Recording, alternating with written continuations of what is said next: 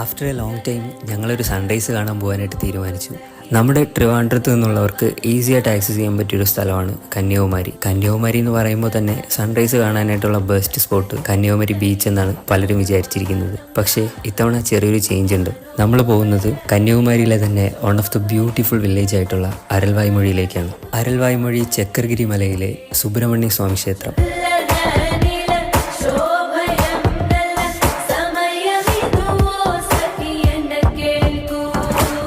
AD 9ാം നൂറ്റാണ്ടിൽ ചോളന്മാർ നിർമ്മിച്ചതാണ് ഈ ക്ഷേത്രം എന്ന് കരുതപ്പെടുന്നുണ്ട്. തൈപ്പൂയം, വൈകാശി വിശാഖം എന്നിവയാണ് ഇവിടുത്തെ വിശേഷ ദിനങ്ങൾ.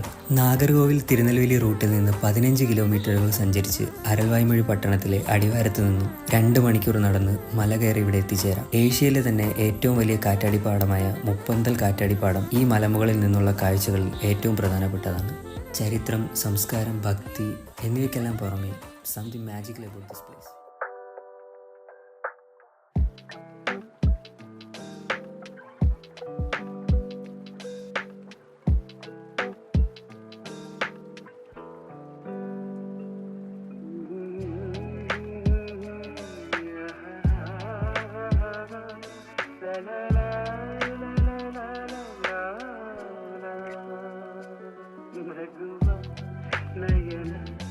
മധുര മൗനം